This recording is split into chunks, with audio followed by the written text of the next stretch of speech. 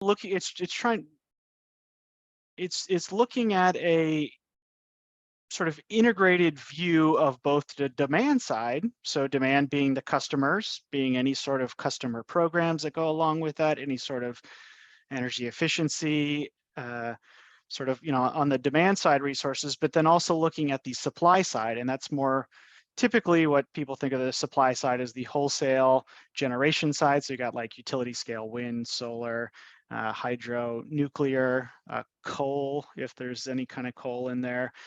But it's also starting to incorporate distributed generation. So more kind of localized, potentially even microgrid assets that are out there. And trying to bring all those together to make sure that they line up to meet a common goal. Along with this, then you also have, then the IRP also has to think about transmission line upgrades or new transmission lines that need to be built to and actually enable some of these projects to come online, any sort of substation upgrades or creations that need to be done, any sort of utility kind of cohesion that needs to be, set up, because the utilities are the ones that actually own and operate the wires, but there's different developers that are the ones that actually want to build the projects.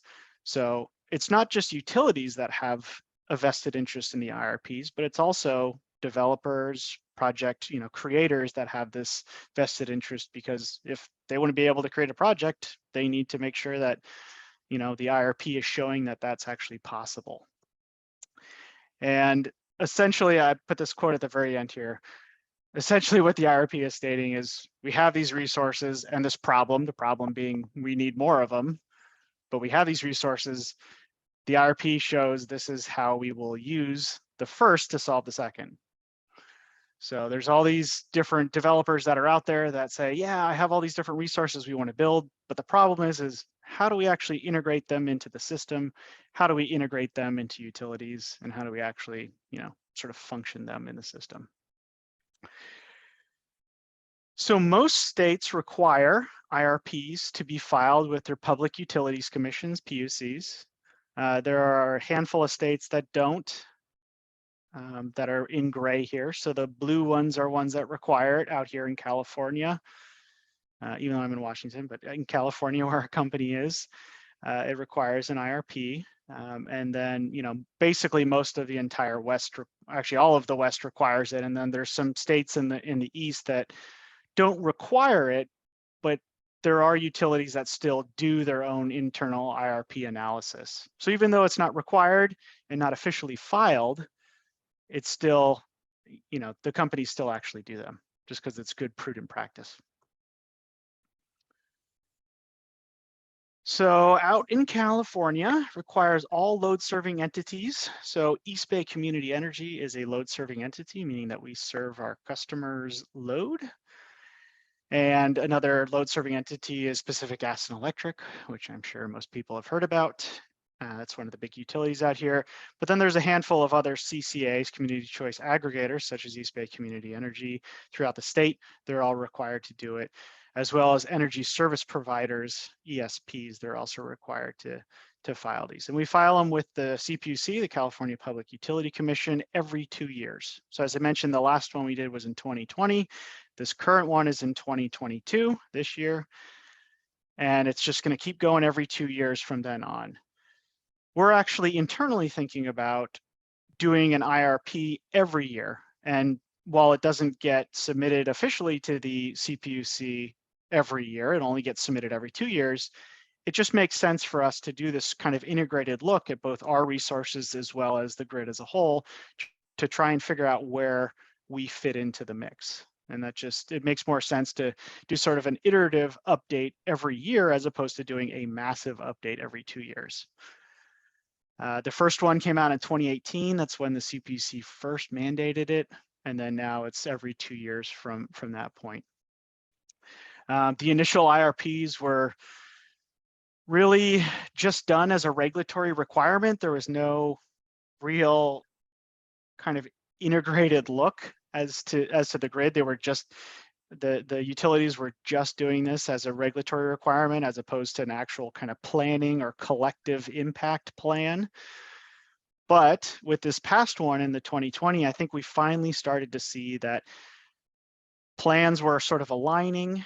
The CPUC was finally getting a good kind of foot in what their objectives were. And I think this go around in 2022, we'll finally start to see these plans actually become more useful, and actually utilities saying, okay, well, this is what all of our modeling did. This is what all of our results showed. Let's start to actually enact this because it makes sense, because it was done in an integrated fashion. So we're getting there. It's at least out here in California, it's kind of a new thing. It's only been around for, call it, 4 or 5 years now, but we're working on it. Essentially, what we're trying to answer. So the quick kind of bullet points of what an IRP is trying to answer is, what is the ideal mix of the resources to achieve simultaneously the state's goals? So the state has its own set of goals or laws, but also the load serving entity's goals.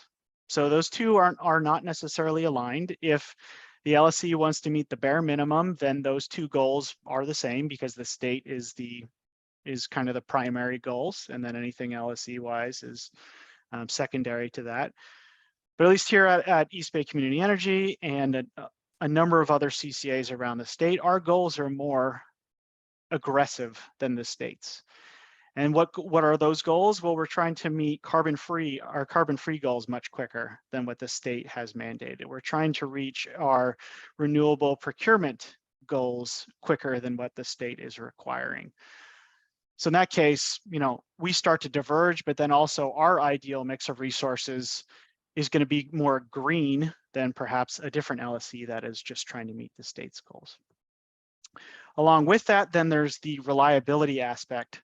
So if anybody's seen in the news, California had one heck of a heat wave the past, call it 2 weeks or so, with just records being broken all over the place.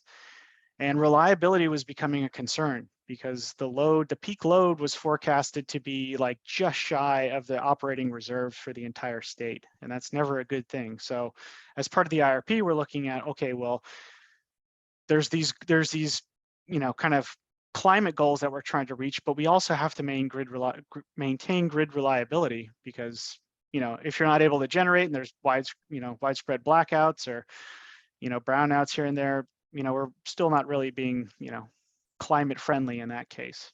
So kind of have to balance the reliability with the climate goals as well, and then recognizing that we have an internal kind of board approved goal to reach 0 MMT.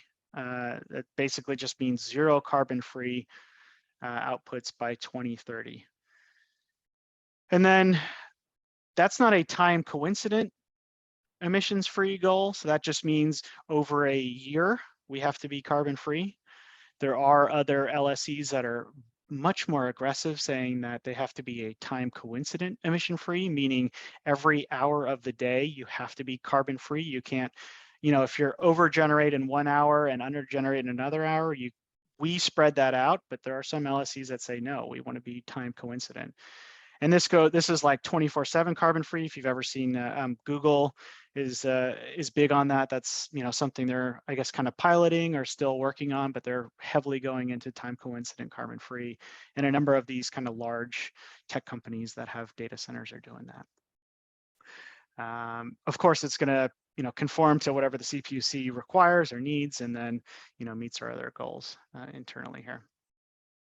And a big part of it is that we're trying to manage risk. So there's both trying to meet the goals that are internal, which again are bigger or more aggressive than the states, meeting the minimum state goals as kind of a last resort backstop, but then also trying to manage risk in terms of financial risk. So trying not, making sure that we're not procuring resources that are too costly, as well as managing production risk. So solar, wind, hydro all have uncertain production, which then means if we take sort of a average solution and we meet our goals, but for some reason we're in a drought now, but the drought continues, for example, and then the hydro production peters off to basically nothing, then we'll be short in terms of our goals. So you're kind of managing all those different things. I think this is kind of similar to the other slides, so I won't kind of go over that. I think there's a key piece in here, which is number 4, is so there's a model or there's actually kind of a handful of models that get used to actually simulate or optimize the dispatch and build out of the entire state as well as a load serving entity's portfolio. And it's all based around models. There's a number of different models that people use, different consultants that people use, or load serving entities use. But essentially, they're all trying to get to the same picture: is I have an open load in the future. I need to reach the minimum state goals. What is the optimal resource mix to meet that, given a whole bunch of inputs? And we'll go over what those inputs kind of look like shortly here. Then there's some sensitivity analysis, kind of number 5 here. But I think those are the two key things that I hadn't gone over before.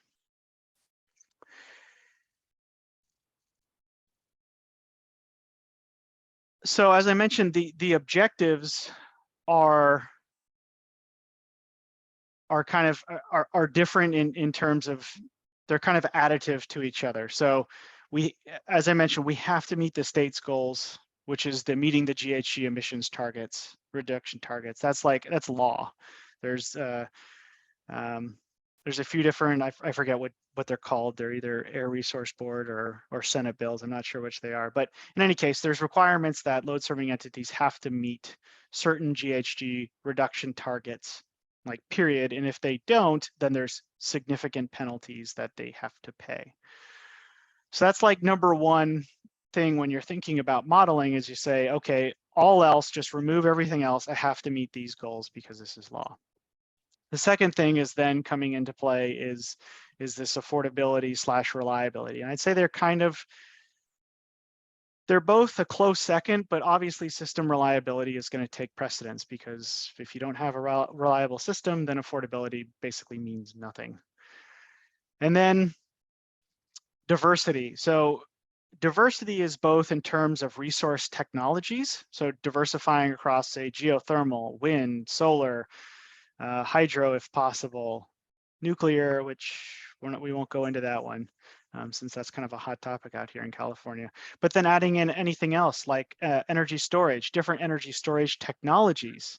So you have lithium ion, you have flywheels, you have compressed air storage, as well as adding in things like offshore wind, which is still a decade or more away, but that's something that California is heavily going into. So there's kind of adding in all these different kind of diversities, but also requirements to create a healthy portfolio for a particular load serving entity. And then we're able to sort of measure these different things based on portfolio risk. So once the modeling's done, we can figure out our kind of portfolio risk metrics, as well as our resource diversity mix, and making sure that we're actually getting to where we need to be. So the overarching plans. This is kind of a simple kind of graphic to show what California's integrated resource plan looks like. So number 1 over there is the state sets the global emissions, so global warming emissions reduction targets. That's really just the state emissions reductions targets, and that's done at the legislative level. So the legislature gets different bills passed that create these targets, and then the Public Utilities Commission is tasked with actually sort of implementing and or holding the load serving entities to those targets. The CPUC will then create a system-wide, statewide plan.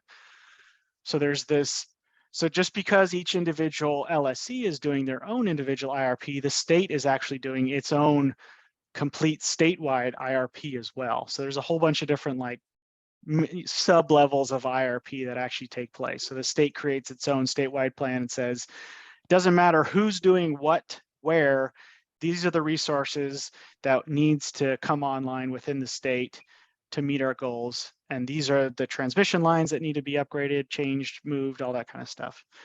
Then number 3 is where we're at right now, at least with our company, is we're creating our individual plan. So what does our company want to do? Again, our goals are more aggressive than the state's, so it's going to look a little different than the state plan. The state then aggregates all of the individual plans together. So all of the LSEs, IOUs, ESPs, everybody that submits an IRP gets aggregated together.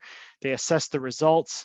And then based on those results, they create new policies and authorize procurements and kind of provide feedback to the LSCs that, okay, yeah, the state's plan is actually doable, or no, it's not doable based on the individual plans. And there's kind of a little bit of feedback loop. And that's why everything is done every 2 years as opposed to like every 5 or 10 years, because a lot can change in 2 years, as well as if the current plan isn't completely feasible, it might be in the next, few years or so. So that leads us into part 2. So building our portfolio. So let's take a hypothetical kind of future January month. So this is, I don't know why it says the 5th, it's very specific to January 15th, but in any case, let's just say that this is what our load serving entity's portfolio looks like. It's not, but let's just take it as a hypothetical here. So our current executed portfolio, executed meaning that we already have signed contracts with offtake contracts with different power purchase agreements, either around the state or around the West. For a number of solar facilities, we have a few wind facilities and maybe 1 or 2 geothermal facilities here. So this is what our current resource mix looks like. The top blue line here with the dots on it is our load profile for, let's just call it for this specific day here. So across on the bottom here, we have hours 1 through 24. So this is just the hours of the day, and then megawatts on the left side. There's a large open position in the morning here and a large open position in the evening. And so what the IRP is going to try and help us fix is say, okay, well, what are the optimal resources to try and fill these gaps up until our climate goals? So our climate goals may not be to be 100%, let's call it 100% RPS or 100% renewable. So that means that we'll never actually completely fill this gap, at least in this current IRP, but we'll get to whatever our goals are. And right now our goal is to be 65% RPS by 2030, I think it is. And then 0% carbon free by 2030 as well.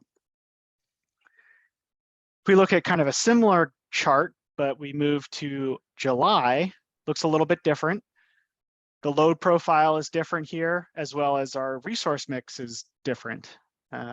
In July, there's typically more sun, so there's going to be more solar from those same projects. There's typically a little bit more wind because there's heating and cooling of the earth, which causes wind. Geothermal staying constant because geothermal is basically considered a baseload resource.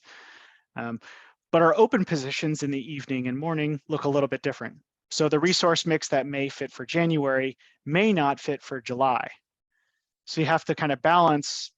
You're only going to, let's just say you're going to buy 1 contract to fill both of those. You have to figure out the optimal resource that will fit both of those optimally. And you may end up going over your load line like we are now. These gray bars that are above our load mean that we are over procured during the middle of the day. But that's okay if we are meeting our goals as well as managing our risk around this. So if we just started procuring like crazy and we started over hedging ourselves without keeping in mind the risk aspect of it, then that would be not a prudent practice to do. So as long as we're keeping everything kind of holistically managed, then this is an okay kind of situation here. So the first part of the IRP is we do a needs assessment. And if we look at those same 2 charts that are on the right, we start developing what is our need.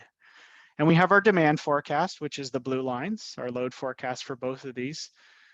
And we're trying to figure out, there's 2 different ways of looking at that. So there's the average monthly load, which is typically what we look at. So we don't look at like daily load, down to the daily level. It's a little too granular. But if you look at things on sort of an average month, so what does an average monthly load look like?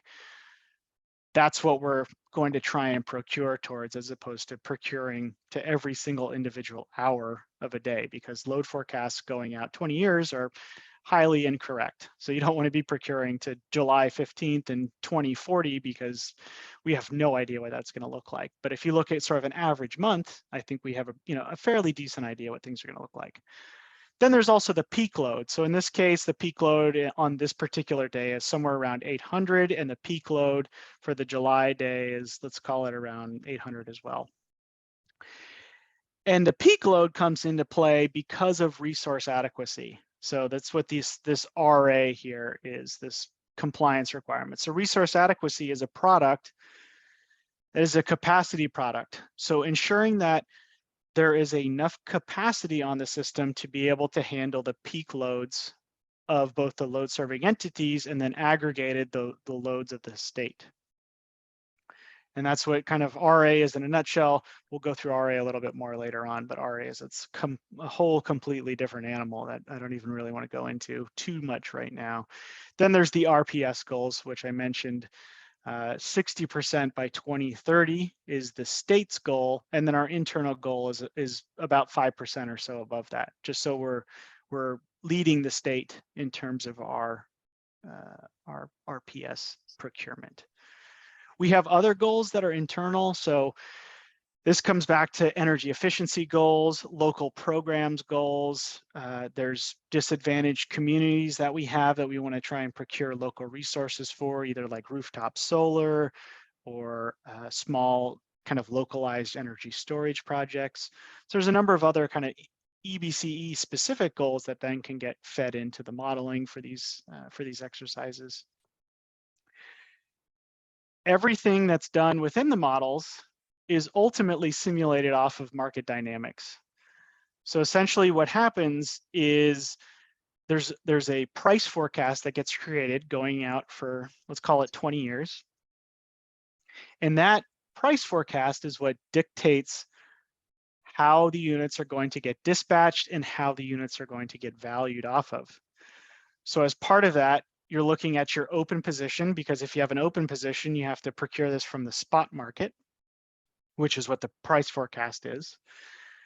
And then along with that open position, then you have exposure for your open position. So we have exposure, in this January example, we have exposure in the morning and the evening for our load, but we are hedged with already procured at fixed prices with our kind of current resource mix here. But that resource mix is also subject to the same market prices. So the value of these projects can also go up and down as well. So underlying everything is basically the price forecast. And then layered on top of that are constraints to ensure that you are meeting the requirements. So everything kind of hinges on the fact that you have a decent price forecast, or at least a price forecast you are comfortable with when you're doing these exercises. And they're typically stochastic price forecasts. They're not singular point solutions, just because there's a wide variety of market outcomes that could actually happen. Then the last piece, and I've mentioned this, risk. Everything is about risk, because you need to make sure that your company is solvent, that you have enough money to operate, and that you can, provide generation to your customers. So that the risk management leads to, what is our underlying hedging strategy? So if our hedging strategy is we just want to procure to the state's targets and we don't care how we do it or when we do it, that's one hedging strategy. Another hedging strategy is to layer in projects. Every year you go out to market and you layer in, call it a handful of projects. So you're dollar cost averaging, but you're also picking up different technologies, different counterparties. So that's one hedging strategy. Another hedging strategy is to only procure up to, let's call it 60% of your load, and then that remainder 40% will then be procured in either the short-term market or the spot market. So there's a whole bunch of different hedging strategies. Each LSE has their own different one depending on what their board requires or their risk oversight committees require. But that also lends itself to what is exactly our need. Are we going to just go full bore and try and get as green as possible, as quickly as possible, or are we going to think about this a little more methodically and try and layer in these different products that we have at our fingertips to meet our goals? I should also point out that RPS and RA both have long-term procurement possibilities, but they also have short-term. You can procure RPS and RA basically for the next month if you wanted to. So those are other things that you can procure short-term too, not just energy.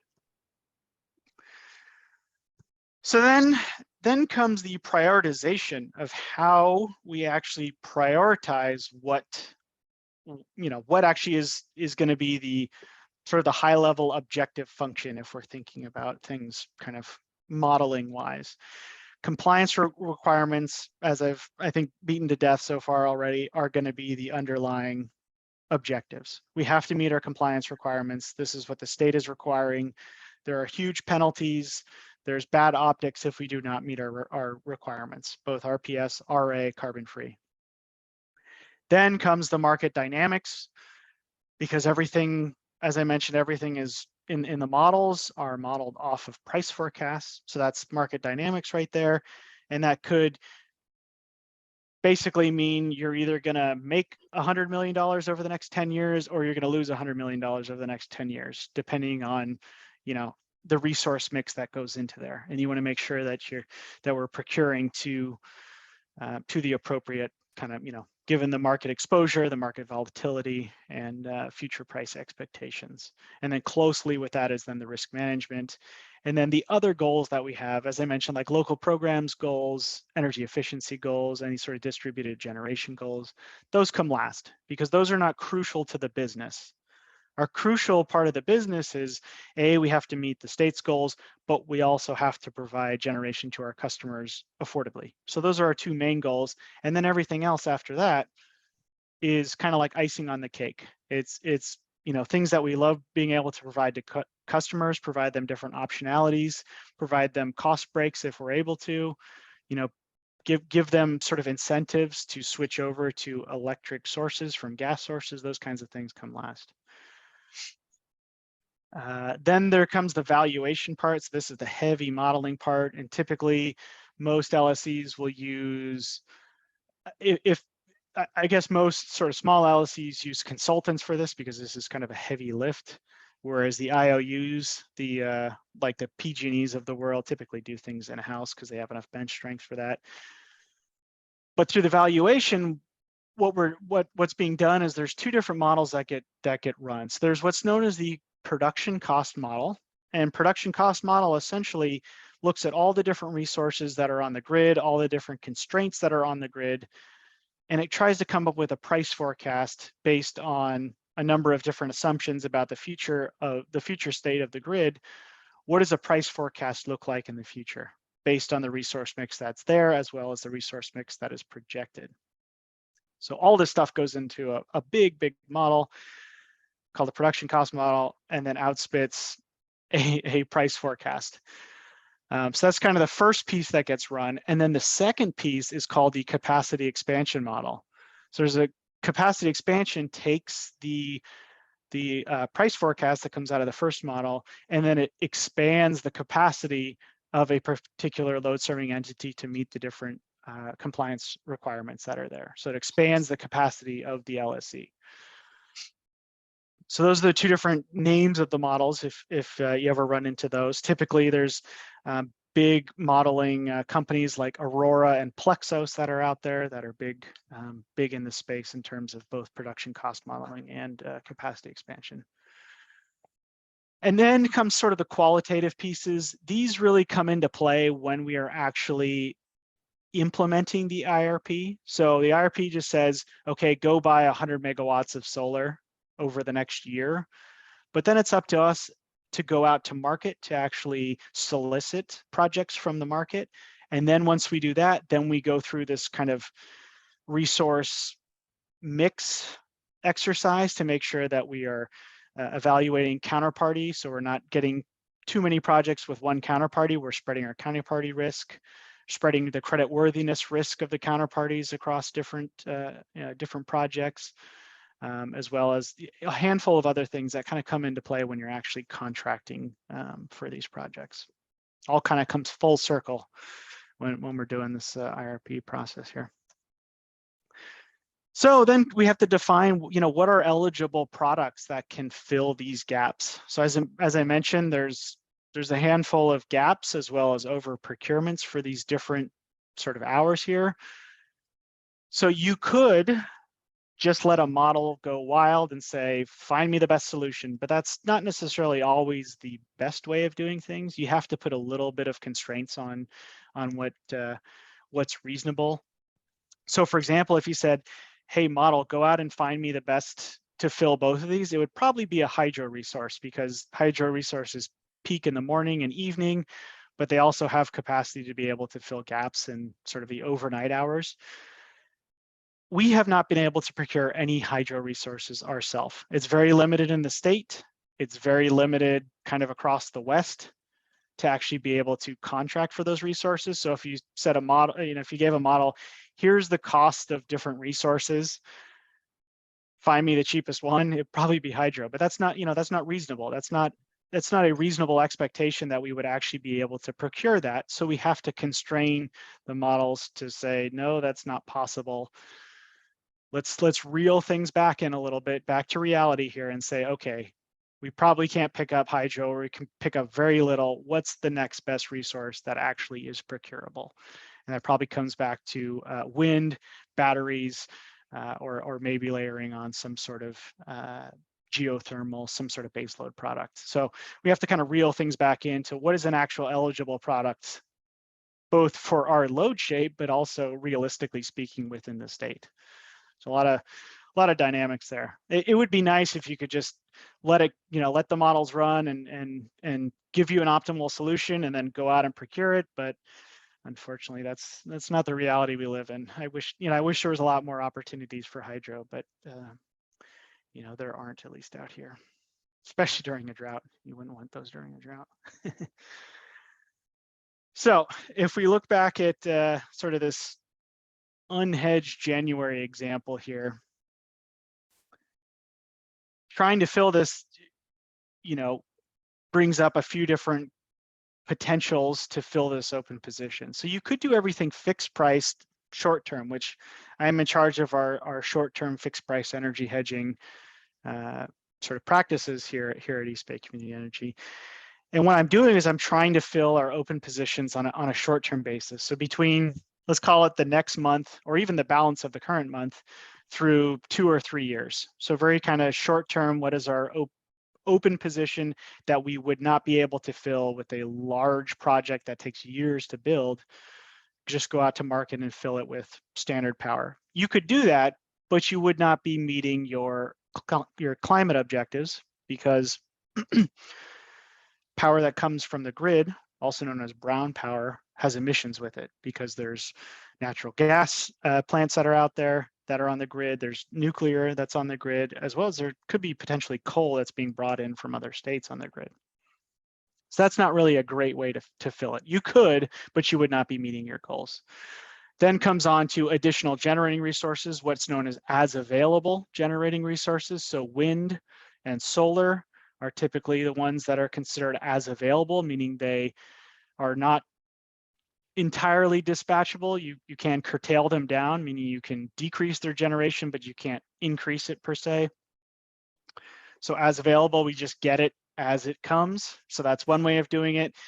And then, as I mentioned before, the kind of hot button thing is dispatchable energy storage. So you have different storage technologies that you can use to try and fill these open positions, basically shift your over procurement in the middle of the day to your under procurement in the evening/morning. So you're basically just trying to shift around within your own portfolio to try and manage to manage your goals. So those are just like 3 kind of bullet points as to what could be done to meet this particular unhedged example right here. So then leads into inputs and considerations. So as I mentioned, there's a lot of inputs, a lot of constraints that need to be placed on models before you can just let them run.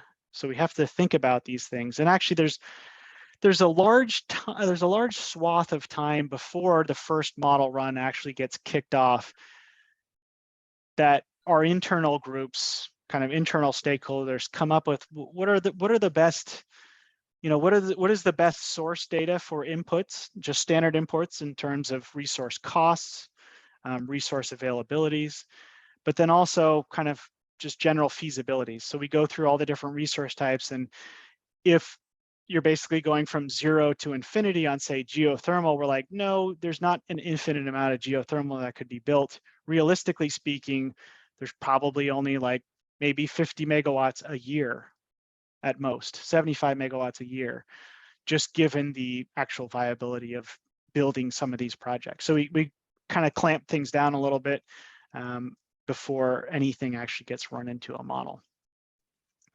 So there's the elements, very high level customer load projections. So there's what's known as an IPR forecast. I actually don't know what IEPR stands for off the top of my head, but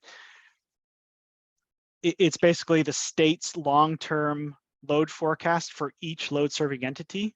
So you provide all this different source data in terms of your current hedged portfolio, as well as your own internal projections and customer retention levels to the state. They do their own modeling and they come up with what's called the IPR forecast, which is a long-term load forecast. So that gets fed into the model. There's the customer side resources, which, there's not too many of those, but they're starting to pick up. Customer side being distributed generation, rooftop solar, any sort of localized microgrid setups. If there's like a neighborhood that has its own solar facilities, which I know there's a few of them in California that actually do, those kind of get fed in. And then the utility side resources, those are going to be the wholesale level, the really big solar farms, wind farms, geothermal, nuclear, those types of things. Those get all kind of fed in to these models. So you have the load side, which is the demand side, and then the supply side. And you're trying to match supply and demand. That's basically everything in a nutshell when it comes to utilities, is meeting supply with demand. That's when in doubt, that's the answer. Supply versus demand. So there's a whole bunch of different market drivers that go into this. And as I mentioned, we have our own internal views on resource availabilities, but then there's other things that are a little bit less subjective. So there's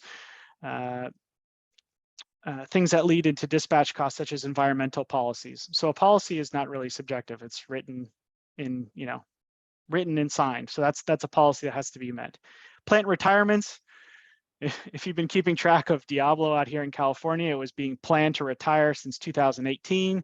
And then like a few weeks ago, or actually like a week and a half ago, the governor signed a law that allows the plant to stay open for 5 more years. It's like, who could have saw that coming? There's just general renewable energy growth. So in California, we are gung-ho on renewable energy, since we have a lot of land, but we also have very, very kind of tight goals that we're trying to reach. So we kind of have both of those, which is nice. So our growth is ramping up. Storage technologies.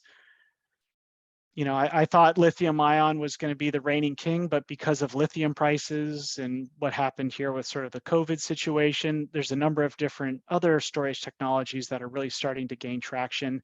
I know we're evaluating a number of different technologies, including like compressed air storage, which is something that's pretty hot these days, where you pump a bunch of air and or some other medium into the ground and use that as like a pressurized, kind of storage piece there. And then fuel prices is another big one. So natural gas prices peaked like significantly a few months ago, and then now have petered off quite a bit. So if we did the IRP, call it 6 months ago, we'd be like, whoa, the fuel prices are just insane. It just makes sense to go with like 100% renewable because it's much cheaper. But now that natural gas prices are like 50% of where they were, there's a little bit of a different view. It's like, oh, natural gas may actually have a little bit more of a place in the state, not necessarily within our portfolio, but within the state as a whole. Then you have load growth assumptions, so CCAs are able to expand into new communities. The whole point of a CCA is that they're able to expand, and we'll call it take over, but I don't want that to be sort of a nefarious term there, to take over serving customers in different communities and different counties So our CCA may grow. We may be able to pull on more customers from different cities around the state. So that's part of our growth that has to be in there. There's energy efficiency goals that the state has, but also our company has. Distributed generation, as I mentioned, that's starting to really pick up, especially with the wildfires that are going on. You want to make sure that there's microgrids, ability to island, ability to back up generate for critical facilities like hospitals, fire stations, police stations, those kinds of things. And then electric vehicles. It's another hot thing in California. California signed a law getting rid of any new gasoline sales for cars in, I think, 2035. So there's just going to be electric vehicles flooding the market shortly here. And we actually project that electric vehicles could double our load or more. So there's going to be a huge amount of electric growth that kind of comes in there. So those two different kind of supply and demand sides then come into the sort of the middle side of here that ultimately comes down to power prices. Everything, like all of those come into the sort of the price mix, which then is how you value your assets. And that's essentially how we come up with our IRP, because it is based on asset value. That's just kind of like cool loop thing. And then once you're done with get your asset values, then that can help inform the next IRP with some of these other aspects. So once you get an asset value and you see the asset value materialize or not materialize, then you can iterate for the next time and then just continually go up these different boxes here. And it's just one big loop. Sample resources here. So as part of going into this IRP, we have to feed the model sample shapes for different resources, so the model knows what to choose. So sample solar shape, I think it's no surprise it peaks in the middle of the day when the sun is shining. So that's pretty standard there. Wind usually peaks kind of in the evening to late evening to early morning hours, so it's almost like a solar complement-ish. Then there's our load shape. So this is just an example load shape. And then there's sort of block shapes here. So if we're thinking about fixed price, if we're not trying to procure everything with sort of as available or storage, then we can add in some sort of sample blocks in there that the model can choose to pick up in the short-term market. We've also seen an interesting increase in counterparties that are offering firmed and shaped PPAs. So for example, if we had a solar shape here from a solar plus storage facility, instead of getting this shape and then dispatching a battery to whatever hours make sense, a counterparty could submit us a shape like this, where they're actually firming and shaping it financially, and we get this firm shape instead of this variable shape over here with the solar. So it's a little more expensive to get firmed and shaped, but we know exactly what that shape is going to be, and we don't have to worry about the variability of, say, a wind or a solar facility. So that's something that a lot of counterparties are starting to submit to us as well during our RFOs that we submit. Along with that, as available is uncertain. So in this particular day, I think this is from like April, so it's typically really sunny, and it doesn't typically not be sunny. So the variability, this bottom line here is the 5th percentile solution, and then the top is the P95 with the solid line in the middle being the mean solution. So on average, we expect to get the solid line here, but generation on this particular day or this particular month could fall as low as, let's call it 300, or as high as 400, but generally speaking, we think it to be somewhere around like 350. But the model needs to know that there's this uncertainty in generation so it can pick resources appropriately. Because if it only looked at the mean solution, you'd get resources that probably won't generate when you need them to, and then you won't be meeting your climate objectives. Similarly, wind is super, super variable, and I think Texas knows that more than anybody since they have a sizable amount of wind, but wind generation could be from 50 megawatts up here all the way down to like 0. Like, you just don't know. A particular day or a particular month, you expect to get this middle here, but wind is so variable that you could basically either count it as nothing or count it as full, and you'd be wrong. You know, so somewhere in between here, stochastically speaking, is probably a decent solution. And then as well as load. Our load is not, you know, set in stone either. We have load variability. So if we have high temperatures, then we're going to have more load. If temperatures come in lower than forecasted, then we're going to have lower load. You know, we don't know. So that's why having these uncertainty bands here really helps provide the model as much information as we have to select an optimal resource mix. Then comes back to sort of our compliance when we're thinking about, you know, these different resource mix that we have. And a standard compliance is to meet the state's goals. And if we need to meet the state's goals, this is what a resource mix could look like. So our load is up top here. These are procured resources that we have here. If we're trying to meet 65% of our load by 2030, you know, this is what a resource mix could look like to get us there. These fixed price, we'll call these geothermal for this example instead of fixed price, because fixed price has emissions here. But you know, if all of these were RPS resources or carbon-free resources, this could get us there to 65%. If we wanted to think about, well, what does a more aggressive future look like? We could then look at 100% RPS. And realistically speaking, we're not going to hit 100% RPS perfectly with our load shape. It's just the likelihood of that happening is 0%. We're either going to be overhedged or underhedged a little bit, but our idea is to get as close to 100% as we can. And if you wanted to get to 100% with just wind, solar, geothermal, you could over procure heavy in the middle of the day when you have solar resources that you know are not guaranteed, but are close to guaranteeing to generate. And then you could take all of this kind of top section here and spread that out to the hours over here. So you're not spreading it physically with your energy, but you're spreading the compliance of the RPS credits that you get from this over generation to the areas where you have under generation.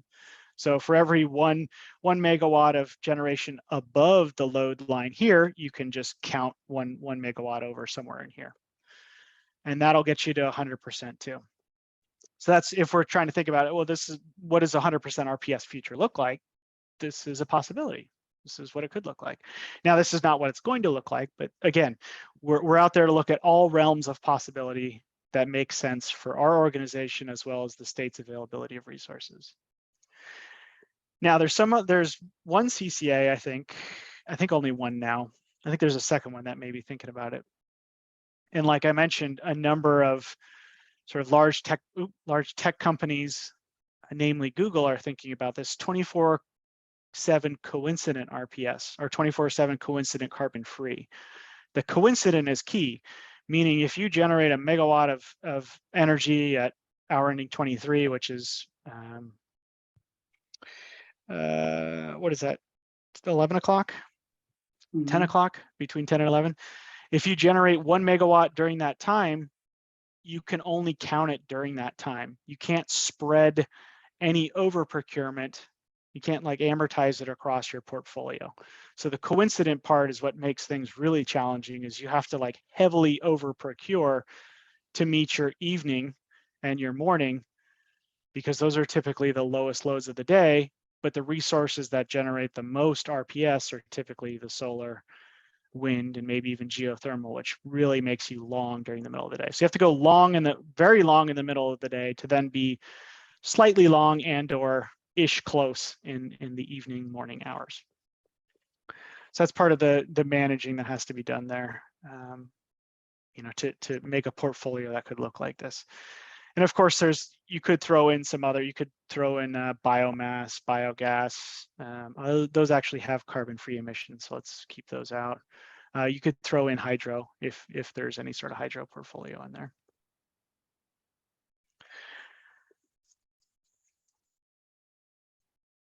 I'll let you look at this for a second. I love looking at charts like this, and I look at these all the time when evaluating. So as part of my job, I'm in charge of our long-term resource valuation. So whenever we do a request for offers from counterparties for projects, we have to value them.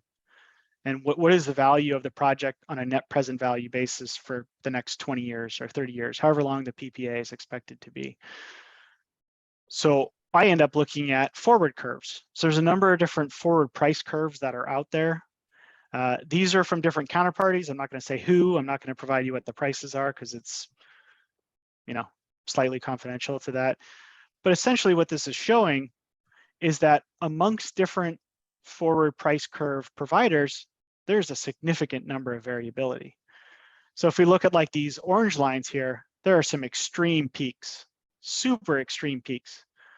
But then if we look at the sort of dark blue / purple in the middle here, it's kind of very muted. The highs and the lows are very kind of condensed. There's not a lot of month to month, or sorry, year to year extreme change in prices. So each one of these points, they're not marked, but there's an each point for each month going from, say, 2018 all the way forward to 2040 here. And some views of the market are that it's going to get really insane. These prices are typically during the summer, which the past week will show us that these peaks are not unrealistic because we had some pretty extreme peaks here.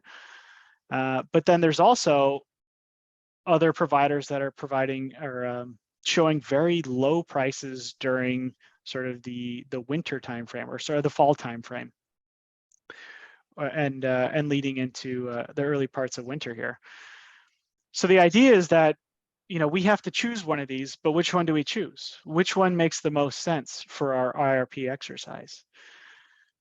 Ideally, you would use them all, because they all provide a different view of the market. They all provide a different view of the future. And if you ran an IRP with each of these, you'd get a different solution. And then you could say, aggregate the solutions or do some kind of weighting of the solutions and say, okay, well, across the insane variability of futures, this portfolio holds up the best. Ideally, that's how you do it. But because the modeling for an IRP is much more extensive and takes a lot of time to digest the results, we end up having to choose one curve as opposed to multiple curves. For long-term resource valuation purposes, which is not IRP, this is actually enacting the IRP, we do use more than one curve. We actually value our resources against 3 different curves because we have the capabilities of doing that for that purpose. But for an IRP, unfortunately, we only select one curve. And we don't necessarily use the one that's the most standard, this blue line. We use something that has a little bit more variability to it, because once the resource mix changes, we know that that's going to increase volatility. We don't know how much volatility it's going to increase, but we just know that that will happen, and we've seen that happen. So this is just a variety of potentialities in the future. And I can say that this high price up here, I think, was $250 for an entire month, I should say. So each one of these points is the average price for a month. So $250 for an entire month is insane to think about. Then once you have your prices, everything for the forward curves are done at a trading hub. So there's 3 different trading hubs in California. There's NP15, SP15, and ZP26. The trading hubs are basically just localized points to different regions where prices are typically traded at. So you can trade at the trading hubs on different platforms, different exchanges. There's what's known as the Intercontinental Exchange, which trades a whole bunch of different products, but they trade energy as one of them. So they're the most liquid points within the system. However, the resources that we procure do not procure at the trading hubs. They procure at a P node, at a specific node that's most of the time it's specific to that particular project. Sometimes it's shared with another project, but essentially there's a difference in both physicality, the physical location, as well as the topology of the grid between those 2 points, and that leads to what's known as basis risk. So basis risk is basically just the congestion and losses between the trading hub and the particular P node. So these charts, I'm not going to go over them too much, but this is just showing that there's a lot of variability in the basis relative to a trading hub. So whatever this particular node is, I don't actually know which one it is, but there's both positive basis, meaning that the price at the P node is higher than the trading hub, but then there's also negative basis, meaning that in certain years and months, you actually get less than what the trading hub is trading at. So these get taken into account as well in the modeling. So you have your forward curve that shows, let's just, for example, that high point, it's $250 a megawatt hour for August in 2039. But then the actual, with the basis adjustment, if we look at August here, is typically higher than the trading hub. So that 250 then becomes, let's call it 270 or so. Add an extra $20 or so on top of that because of the congestion. So you're actually getting paid and or paying $270 at that particular node. So that's what the basis is. It's a difference from a locational difference, grid topology difference from the trading hub. Other things that have to be taken into account is what's going on just statewide. So we're in our own little hub in Alameda County, as well as part of San Joaquin County. Alameda County, most people know Oakland, so let's just call it the greater Oakland area. And then San Joaquin County is just over the, there's a thing called the Altamont Pass out near Tracy. But in any case, we're on our own little sort of world here, but we have to think about what's going on with the system. And this is showing both the wind and solar curtailments by month. Curtailments meaning that there is way too much generation on the system and generators are being told to back off, or prices are getting so low that generators do not want to pay to generate. And if we look going from 2015 to the most recent here, this was, I think I pulled this chart about 2 months ago. The amount of curtailments that are happening is just skyrocketing. It's just going up exponentially. If we follow this general trend line here, this is an almost exponential kind of curve here. And what's happening is there's a lot more wind and solar projects that are being built because we need to meet our goal, our state goals, our RPS goals. But the grid just can't, there's just not enough demand, or the grid can't handle it to be able to actually accept all of that generation. So then it ends up getting curtailed. And that's why these peaks just keep getting higher and higher and higher. And the more and more we get closer and closer to those state goals of the 2030, these curtailment amounts are just going to keep going up and up and up.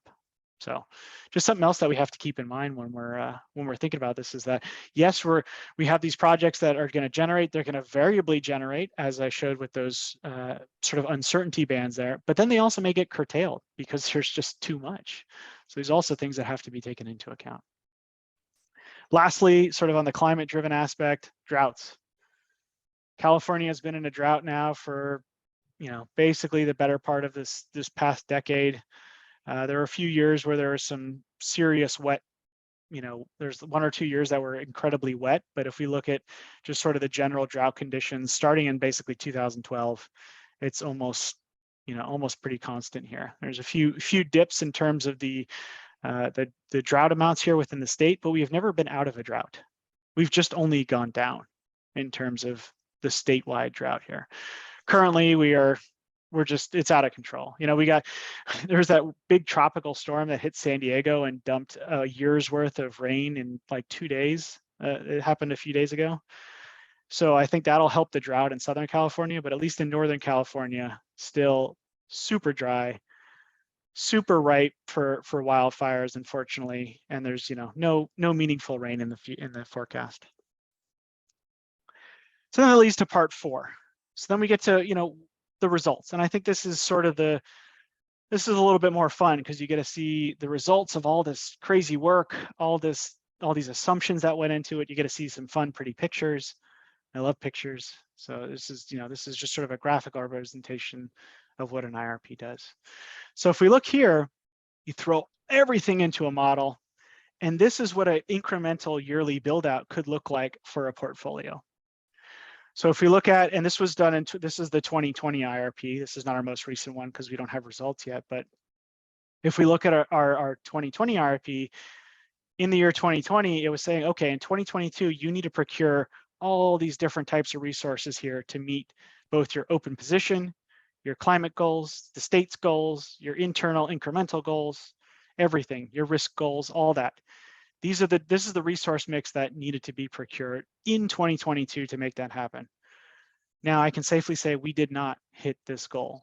And that was partly because of lack of resources being able to being submitted to our RFO, as well as the fact that there was a lot of COVID-related delays. So projects were not coming online, developers were not offering.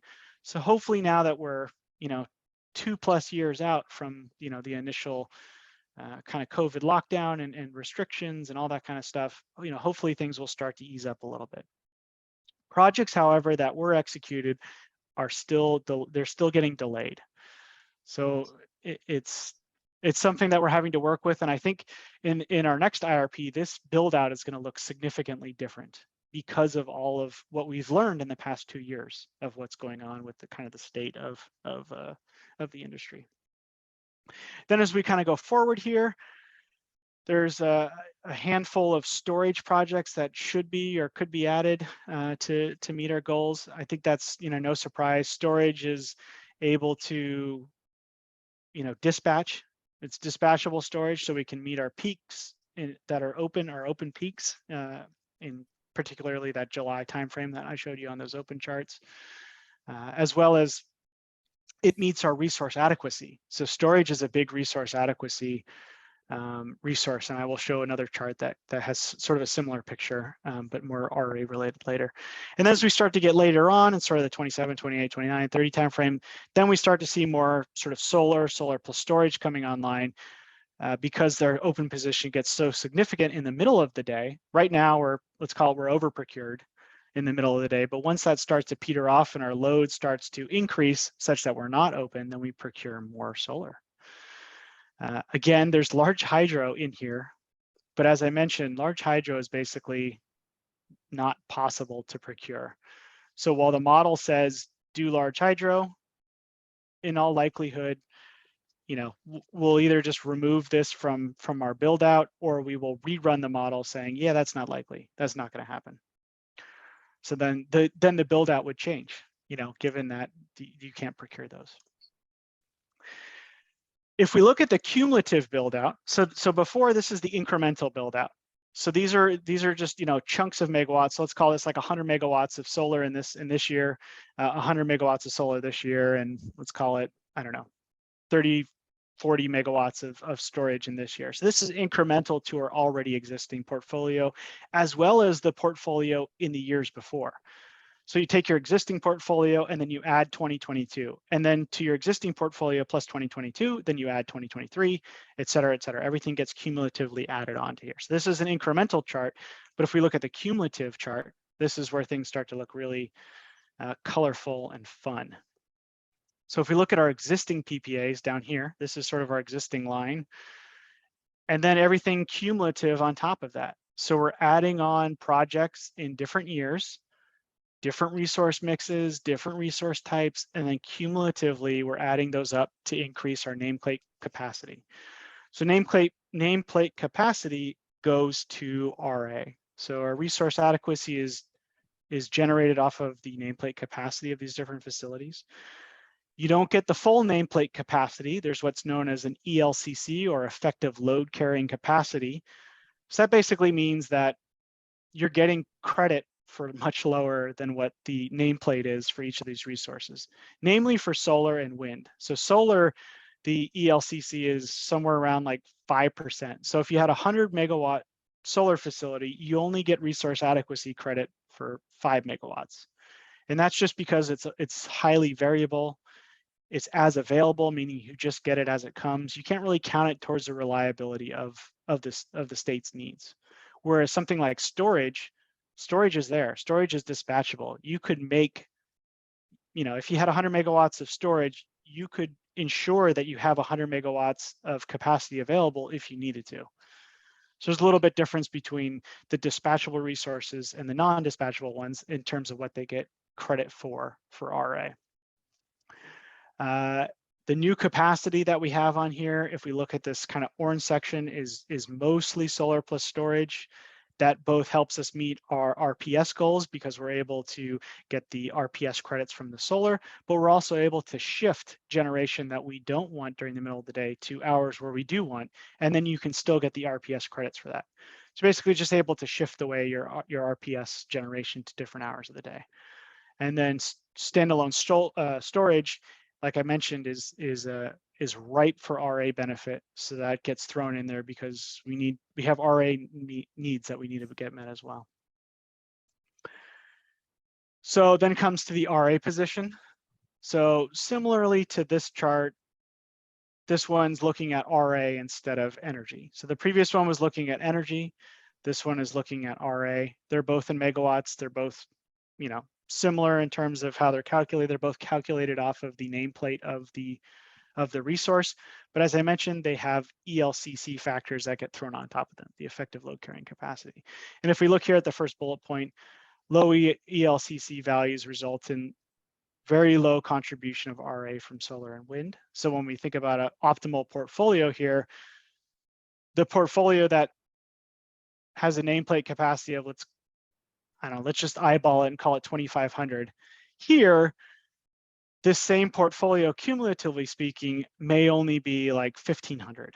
So you may only get like half the credit of it because of the fact that, there are resources that don't generate reliably. So then you have to fill in your gap with purchases, short-term purchases, long-term purchases, something else to get you there. Because if this is the optimal energy portfolio, it doesn't necessarily meet your optimal RA portfolio because of the resource mix that you have. So you have to have other ways of meeting that. And short-term and long-term RA purchases are typically how we get past that gap. Or you could just procure more storage. You could go above and beyond your recommended or your compliant. We'll call this a compliant portfolio here. If you go above that, then you can potentially pick up some more RA in these years, and then you'll get closer and closer to your goals. So that's just a little bit of difference between the energy side of things, which is climate goal related, market related, open position related, but then there's the RA side of things, which is the actual reliability of the resources that you are procuring. Kind of have to find a balance between the two, and it's fairly challenging, that's for sure. If we look at the non-cumulative resource mix, so this is not cumulative, this is just on a yearly basis here. This is what the resource mix could look like to hit our 65%, our 0% MMT, our 0% carbon free by 2030. So this is, again, not cumulative. This is just sort of on a yearly basis here. In the front years here, we have short-term purchases with for our energy. So once those peter off or fall off, then our resource mix really takes over. And this is where we can really start to see, what does our resource mix look like? What does it look like to fill this gap here? And this is our goal right here, is 0%. If we were to hit this goal, this is 100% RPS. So there's a difference in the goals here. This is 0% carbon free. And what we're doing is we're filling in. It's like, it's almost like a color, like you have a coloring book and you need to be able to fill in the different blocks with different colors. And what colors you choose are based on what resource mix makes the most sense. And that's why we use models, because they're a little bit more objective than we are. If we were to do this, we'd be highly subjective, but the models are, no, this is all the inputs given. This is the optimal resource mix that comes out of here. And if we look down here, there's geothermal, large hydro, biogas adding in there, solar plus storage, solar, wind, kind of the usual suspects. There's some imported hydro. So imported hydro would be from like the Pacific Northwest, up here where I live. There's abundance of hydro, especially on the Columbia River. So imported hydro can count towards that carbon free because it's carbon free. And then this interesting thing here is behind the meter. So that's another big piece that both sort of our company as well as the goal is working on, is trying to get more behind the meter resources, namely rooftop solar, at-home storage, Tesla and their big pitch to pair solar with storage, sort of their power packs that they have there, those types of things, being able to subsidize some of that for customers that can go towards behind the meter stuff there. Alrighty. And then this just shows sort of the RPS position relative to the requirements. So if we look at the requirement, the long-term RPS requirement, and this is set by the state, is to hit 60% RPS by 2030. Our internal goal is to hit 65%. We just want to be 5% above whatever the state is, and that just shows that we are moving quicker than what the state is requiring. The interesting thing is that if we look at our long-term RPS, it doesn't follow that. And again, that's because the way we purchase projects or the way we sign up for PPAs, purchase the output from projects, and the way that we do short-term purchases, we're not trying to hit this goal. We're trying to figure out what fits best with our portfolio. And again, where you see that disconnect between the energy kind of portfolio and the RA portfolio that I showed up here. So this is the energy portfolio, and this is the RA portfolio. There's a disconnect there. There's a huge need for short-term purchases. Similarly, when we do RPS, they're usually in large chunks. We don't buy like 1 megawatt of renewable credits. We'll typically buy hundreds of thousands of them at a time. And then we have large projects. Is this number, this line kind of wavers a little bit. It staggers over the goals here. So in 2023, we're going to be way ahead of the state's goals. But then as our load increases and we peter off our long-term rec purchases as well as our projects, we don't add on too many projects, then we start to come a little bit more in line with the state's goals here. But essentially, this just shows you that, in certain years, we're going to be more aggressive than the state, and then in other years, we'll be closer to the state. And that's just the nature of how our portfolio is and how load growth ends up panning out. And then sort of the sort of purchase ratio here, we're trying to find a balance between short-term, long-term, and spot purchases for our energy. The spot purchases are naturally the most risky because you're waiting to the last possible second. It's the most volatile. You don't know what's going on. Long-term purchases are typically the most stable, but then you have to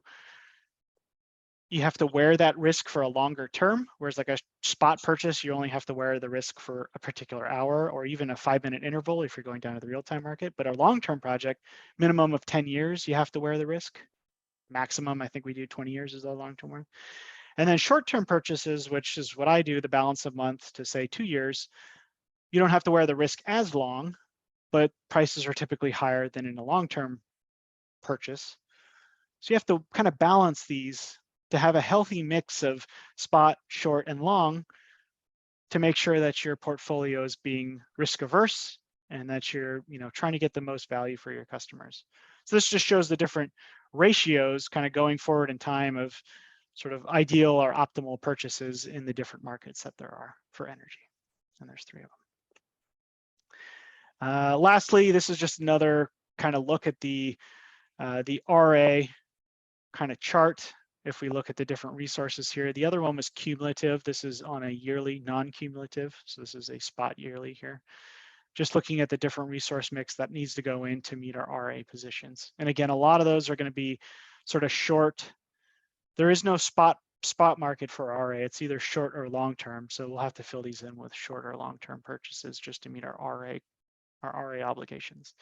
And that's the big thing in the state right now. And that's the reason why Diablo got extended. The nuclear power plant got sort of unshut down, or whatever you want to call it, is because of the lack of capacity, available capacity in the state. There's all these IRPs that were done 2 or even 4 years ago in 2018 that showed, yeah, we're going to be able to build out all this solar, all this wind, all this storage. And then unfortunately, with all the supply chain issues that came about because of COVID, a lot of those projects aren't coming online at all, or they're being significantly delayed. So now you come into, you thought you were going to be here, sort of on these lines, wherever the color bars stop, but in reality, we're much lower. So these gray bars need to be bigger. And unfortunately, we can't buy capacity that doesn't exist. So we're out there hunting around to try and find capacity to meet our needs, while also trying to build our own projects to help try and alleviate the capacity. So now we're trying to, we're balancing this. And that's why Diablo stayed online, because it's 2,000 megawatts. of capacity for the state, which is a huge chunk. Then once you have all of that, then there's this go to market. So then we have to identify the products. We develop a timeline for our requests for offers. We do outreach to different counterparties to get indicative offers of what's possible, what projects they may have out there. We evaluate the offers, which is heavily what I do quantitatively. We negotiate those. Negotiations take anywhere from like 6 to 9 months on a particular project. So it's not a quick turnaround. Calculate the final values, and then we execute the agreements once we have board approval. And right now we're actually in the midst of an RFO, and we're in the negotiation stage, and we're, call it 4 months out from the start. So things take time, and then even once you have the contracts negotiated, then projects don't come online for another 2 or 3 years.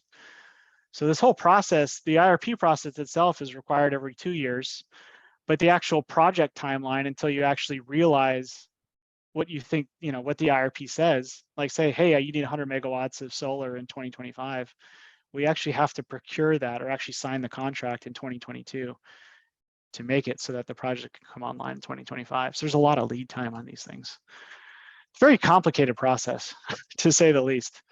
But that's what we do. That's what we do for our IRP, sort of in a nutshell, / pretty detailed. So now I'll leave it questions and answers time. I know I went over a lot. There's a lot of different pieces there, and I don't expect everybody to be IRP experts, but hopefully that sheds some light on the different pieces that need to be done and able to make this an actual functional process. Wow, thank you, Chris. This was very comprehensive and really well presented. Thanks a lot, Chris. Yeah. So we do have a few minutes for Q&A, and as we practiced in this past, I'd like the students to take the first shot at questions. And there's 2 ways you can ask a question. You can unmute yourself, introduce yourself, and ask a question, or you could get on the chat box, and I will go through the questions with Susan, and then I'll open it up. So we've got limited time left, so let's, it was really a very fascinating presentation, Chris. Thank you. Mm-hmm. All right, questions from the students. Unmute yourself, introduce yourself, ask a question.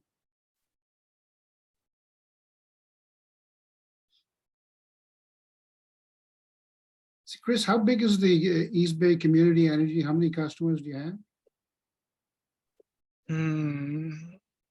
Good question. I think it's somewhere around like 600,000. Okay. 700,000. It's somewhere in that range. In the million range. Okay. Yes, sub-million for sure. We don't have a million customers, but it's definitely the high 100,000s for sure. Questions from students?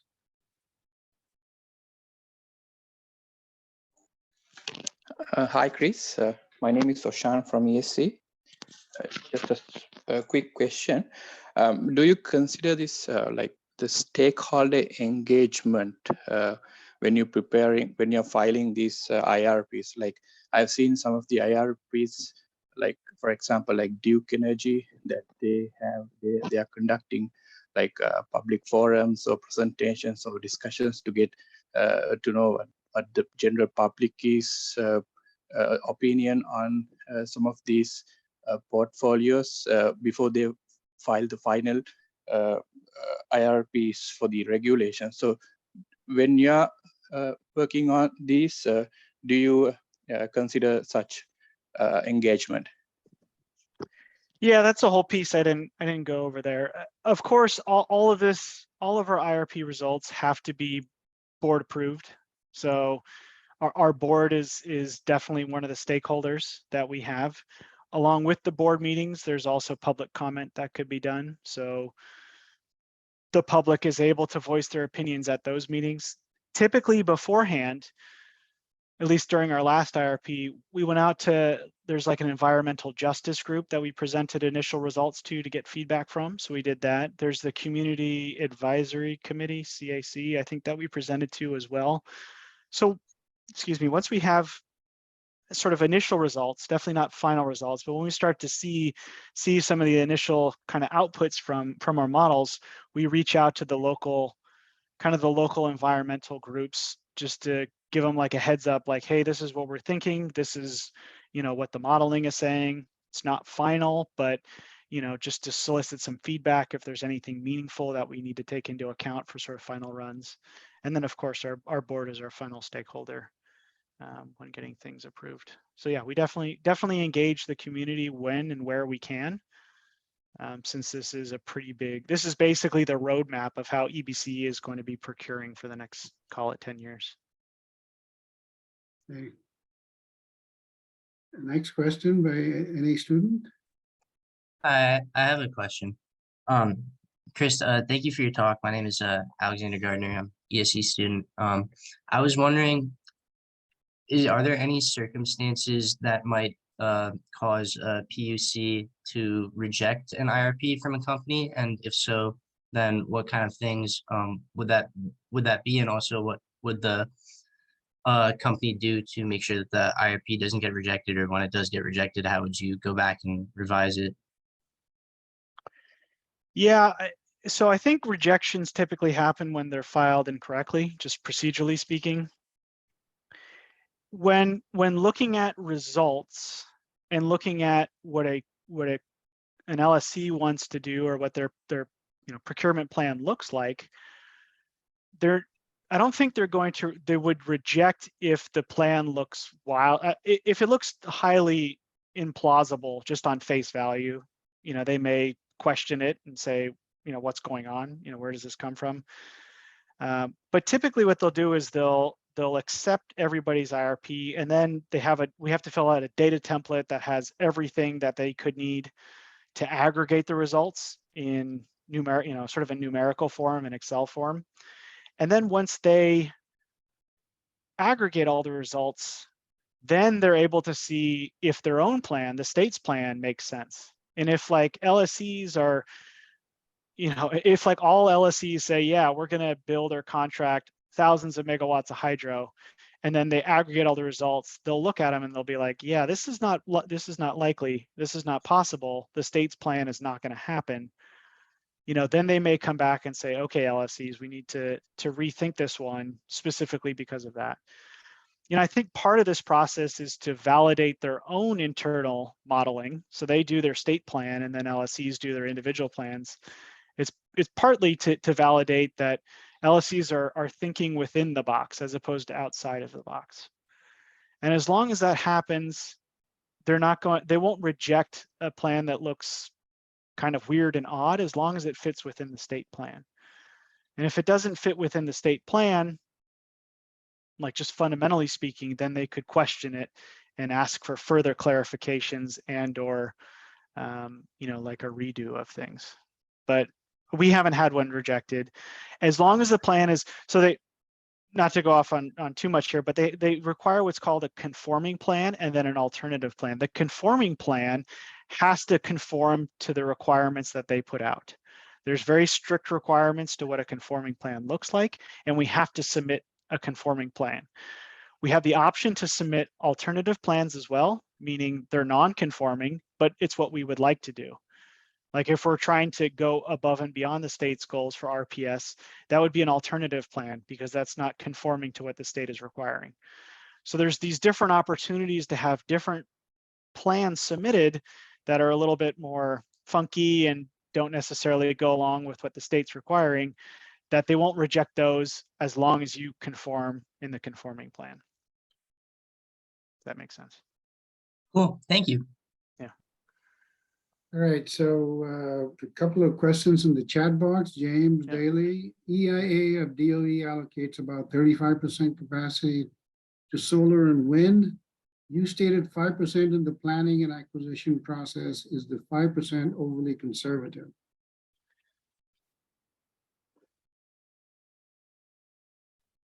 So it's not 5% for wind. Wind is higher, that's for sure. And the ELCC values, or the effective load carrying capacity values, are monthly. So there's a different value for each month depending on what month of the year it is. April is higher than, call it, January when it's raining. So there's different levels for different, times of the year, seasonality speaking. I don't necessarily think it's too low at those levels. Solar is extremely variable. You get one cloud and the effective generation from a solar facility can drop from 100% to zero. So I don't necessarily think it's low, but also this is for reliability purposes. This is for ensuring that the state has enough capacity to meet its peak loads. So overly conservative, maybe not overly. It's definitely not overly conservative. I think it's conservative for sure. But I think in a case where we get these heat wave snaps like we did last week, I think conservative is a good way to think about things. We want to be well over procured to be able to handle things that we can't foresee. All right, one last question on the chat box. What is your perspective on FERC 2222? And do you think it will impact your IRP in the short, medium, long term? I am not actually familiar with that FERC resolution. This is, this FERC order, which allows renewables to be dispatched on the, I think very much fits into how you could possibly meet peak demands and, looking at behind the meter assets. I you had mentioned something about that, Chris. So is this about trying to ensure the dispatchability of solar? What it's trying to do? Sorry, it's yeah. I put the question. It's Alberto Colombo. We work at Dernesoft in actually in San Leandro, so it's the same area. So no, it's just the FERC order that enable the behind the meter asset to be connected to the wholesale market. So it's kind of a transactive energy scenario, which all the ISO in the United States are working on. So I mean, the objective will be to scale up the participation in the whole sales market of small generator. So I'm just asking if you are taking into account that hopefully increase of participation of residential or small commercial industrial customer that has a solar or a storage or both in the near future. Yeah, so I tried to push PG&E to go further down this rabbit hole when I was there, and it didn't end up working because the group got disbanded. But they've been thinking about sort of the transactive aspect of smaller scale resources, I think, for a few years now. We as EBCE, we definitely have, and you can actually see in some of the charts, we have behind the meter resources as part of our IRP. So we are thinking about them as being participating in sort of a wholesale aspect, as well as counting towards sort of our goals that we have. So we're definitely, keeping track of them for sure. I think they're still in a stage in its infancy right now where we're trying to figure out what that actually looks like, how that would actually function. We're trying to get like VPP set up, virtual power plants set up, where we can aggregate behind the meter resources to participate a little bit more actively within the state or within the wholesale market. So we're working on that. Definitely haven't got there yet. But it definitely is going to be part of the future. It will be something that we see a lot more of, especially, if more and more people keep getting like the Tesla setups of the world or the Sunrun setups of the world. And we're trying to figure out how we leverage that. And leveraging that along with sort of smart EV charging, vehicle to grid, which is another new kind of hot thing that we're looking into. Definitely things that we're just starting to kind of break into. Our company, I think, finally reached a good employee level only recently. We were still kind of ramping things up to try and make sure our core business, which is power procurement and marketing and sort of the basics of local programming, were set up. And now that we've finally got there and we're starting to build out our bench strength, we're finally being able to get into some of these things I think we've conceptually been thinking about, but now we're actually trying to implement. So all in to say, definitely been thinking about it. Actually enacting it, no, not yet. But hopefully having a FERC mandate behind it, or at least a FERC ability to saying that we can be able to do those things a little bit more freely, can help with that. Currently in the CAISO, anything 100 kilowatts or bigger can participate in the wholesale market. So even if you have like a virtual power plant of 100 kilowatts or more of, say, aggregated residential solar or storage, that can already participate within CAISO. So it's just really getting down to the smaller levels, the smaller chunks of resources to do that. Okay, one last question. I think you entertain one more. All right. So since no takers, hey, thanks a lot, Chris. This was an excellent talk. Just want to let you know this will be on our YouTube channel and ESE YouTube channel. And in fact, one of the assignments the students will have in my class after these seminars is to put a podcast together to talk about what they heard and what they agreed with, what they didn't agree with. And so it kind of becomes a little like a radio talk show, as it were. That's pretty cool. Yeah, and so thanks a lot, Chris. And just want to let you know the next seminar is on September 26th. We'll have Clint Carter from Luminant Energy down in Texas. He'll be talking about fleet-wide asset monitoring. And so we'll see you guys there 2 weeks from today. And thank you for attending. And thanks a lot, Chris, again. Yeah, happy to share. And Right. I'll send you a PDF of the slides. Terrific. So That was my question. well. Next question. Yeah. Thank you Sure. for doing that. Yeah, Appreciate absolutely. it. All right, thanks everybody. Bye-bye. Thanks, Chris.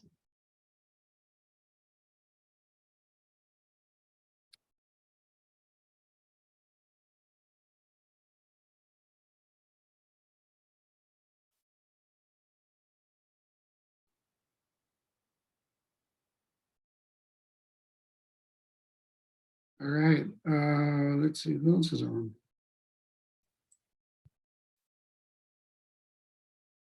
Hey, Susan, I have to get on to another call. I think it went off well. And you're right, I pressed on the calendar instead of the special